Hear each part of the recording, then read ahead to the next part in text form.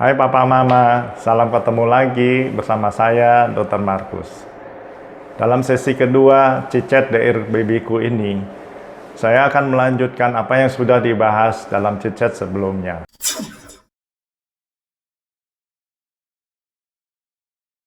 Tahun-tahun pertama kehidupan anak merupakan periode emas untuk perkembangan otak anak tersebut, yang merupakan salah satu faktor penentu kesuksesan di masa depan anak. Seperti yang kemarin saya jelaskan, kita kembali ke grafik yang akan ditayangkan berikut. Seperti di Cicet sebelumnya, saya masih menggunakan grafik perkembangan otak manusia. Kita bisa lihat, pada waktu anak mencapai usia 1 tahun, atau mendekati 1 tahun, kemampuan perkembangan sensori sudah mencapai titik optimal dan sudah melandai menuju ke kesempurnaan.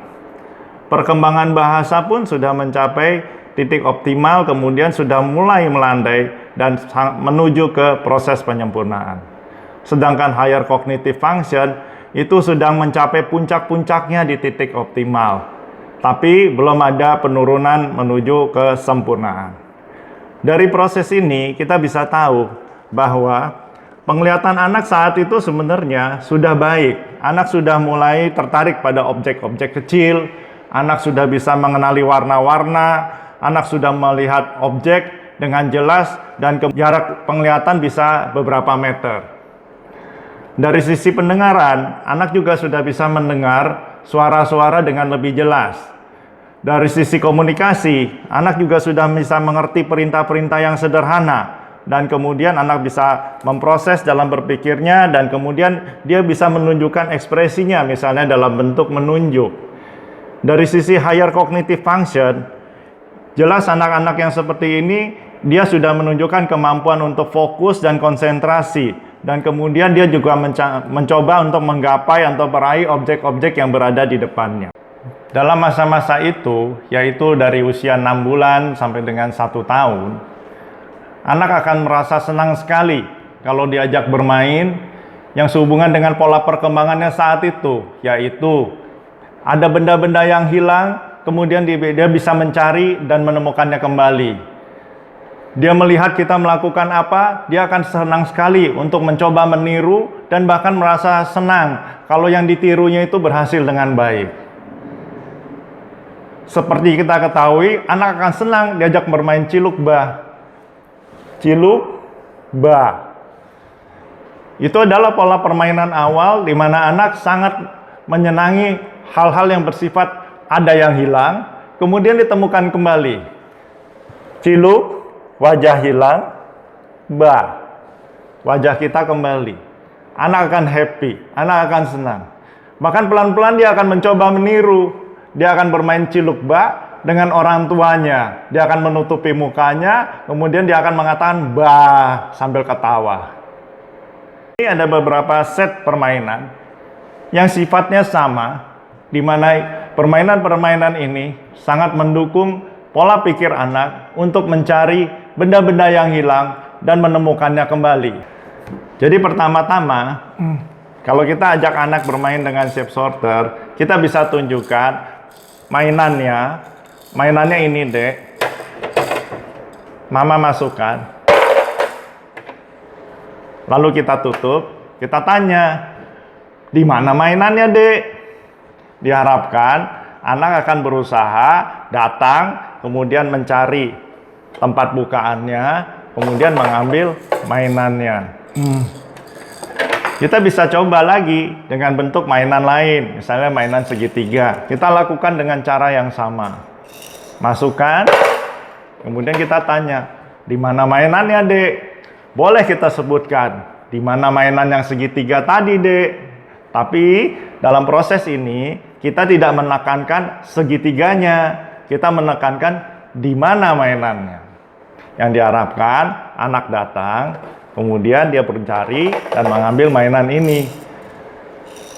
Kalau anak sudah menemukan mainannya, kita harus memberikan sambutan kehangatan, kegembiraan bahwa dia berhasil melakukan step terpenting dalam kehidupan dia, yaitu mencari benda yang hilang. Ini contoh lain dari shape sorter. Dalam proses bermain seperti ini, kalau kita lihat, di sini ada tombol. Di sini ada bukaan pintu. Di belakang ada bukaan pintu belakang. Jadi yang diharapkan pada anak ini bukan mencocokkan bentuk benda-benda langsung dimasukkan. Anak belum tentu mengerti, mungkin masih sulit ya mengerti. Tapi pertama-tama kita bilang sama anak, mama mau ajak Dede buka pintu ya, pencet dulu belnya, buka pintunya. Lalu kemudian kita bisa bilang pada anak, mama mau masukkan ini dek. Lalu kita tutup pintunya. Kemudian kita tanya kepada anak, di mana mainan tadi mama taruh ya dek? Yang diharapkan anak meniru kita, yaitu meniru pencet bel, buka pintu, kemudian menemukan mainannya. Hal-hal seperti ini tidak bisa dilakukan hanya sekali lalu kita mengharap anak bisa. Anak harus diulang-ulang diajak bermain bersama supaya dia mengerti proses mencari benda yang hilang. Proses mencari benda yang hilang memang butuh pengorbanan, tapi itu sangat penting sebagai step pertama dalam proses perkembangan anak untuk berpikir di kemudian hari. Setelah diulang-ulang dan anak memahami bagaimana mencari benda yang hilang yang tadi di shape sorter itu, selanjutnya kita bisa tingkatkan cara bermain dengan anak itu. Misalnya seperti ini. Selanjutnya benda objek di shape sorter bus ini langsung dimasukkan ke lubang seharusnya. Dan kita bertanya yang sama kepada anak. Di mana tadi bendanya, dek? Yang diharapkan anak tetap mengambil benda dari tempat yang dia sudah mengerti untuk mengambil benda tersebut. Bagaimana kalau kemudian anak mengambil bendanya mencoba dari sini? Tidak apa-apa. Itu bagian daripada pembelajaran bahwa si anak akan menyadari bahwa itu salah. Dia tidak bisa mengambil barangnya dari sini. Tidak bisa lewat tempat yang sekecil ini untuk mengambil barang. Kita tinggal beritahu, nggak bisa dek, harus pakai ambil dari tempat seharusnya yang di atas. Begitu juga dengan mainan ini. Shape sorter ini, kita bisa memasukkan mainan bentuknya segitiga dari tempat segitiga. Lalu kita tanya, di mana dek mainannya? Diharapkan si adik sudah memahami untuk pencet bel, membuka, dan mengambil mainannya. Jadi kita tidak mengharap si adik untuk ambil mainan dari tempat segitiga. Bagaimana kalau dia tetap berusaha mengambil dari sini? Tidak apa-apa, itu pembelajaran. Dia akan merasa salah dan kita beritahu seharusnya. Apakah boleh dia mencoba mencari jalannya sendiri, mengambil mainan dari belakang? Boleh. Di situ kita tahu bahwa anak kita sudah berkembang, dia sudah berusaha mencari caranya sendiri untuk menemukan objek itu. Itu adalah variasi bermain yang sudah dikembangkan oleh anak itu sendiri. Begitu juga dalam shape sorter ini, hal yang sama juga diberlakukan dalam bermain dengan anak kita.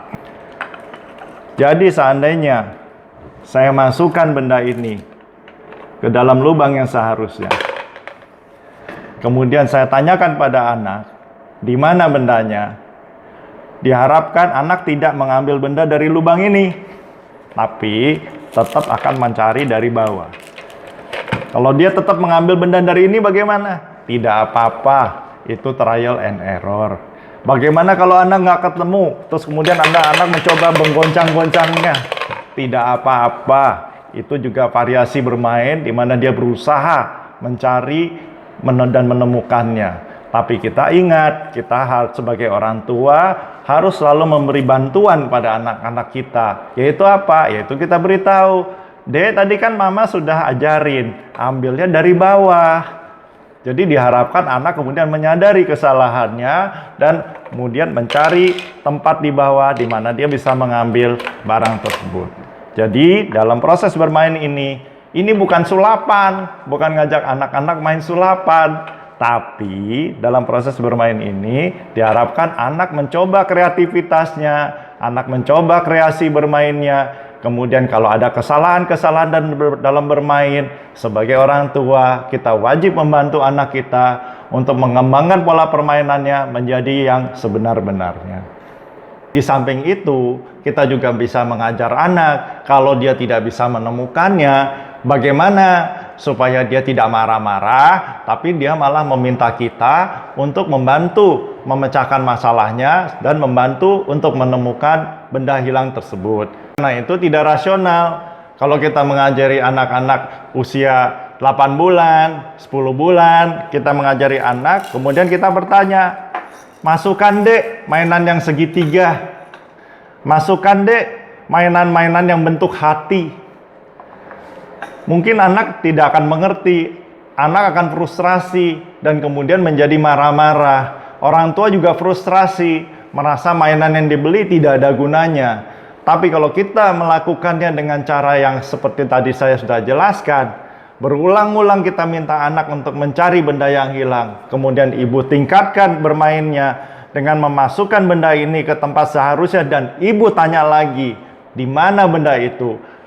Kalau itu semua diulang-ulang, diharapkan pelan-pelan anaknya tahu bahwa yang bentuk ini dimasukkan ke lubang yang seharusnya. Disitulah gunanya bermain dengan anak bersama dengan orang tua.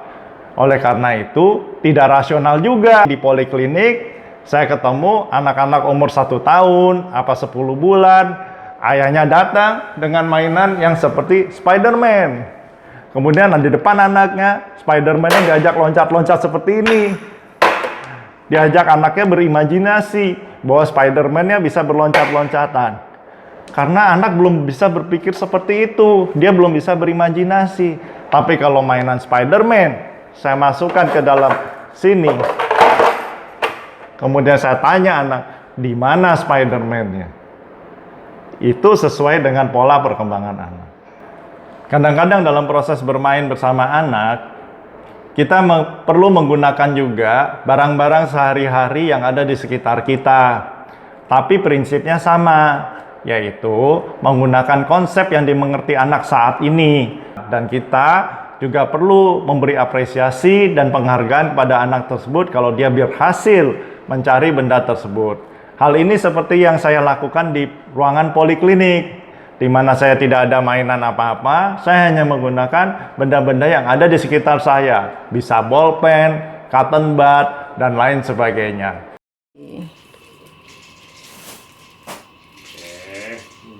Ajak main lagi ya. Bentar, kasih noto dulu. Nah.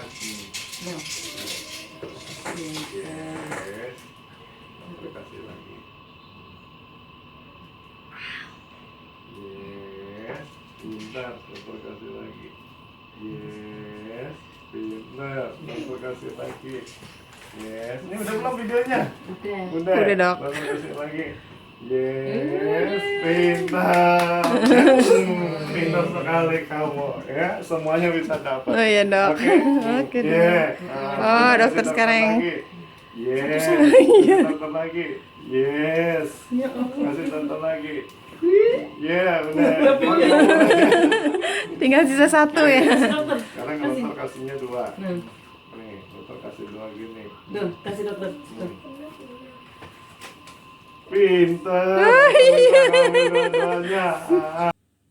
Video ini merupakan akhir dari Chit Chat kali ini. Sampai jumpa di Chit Chat berikutnya.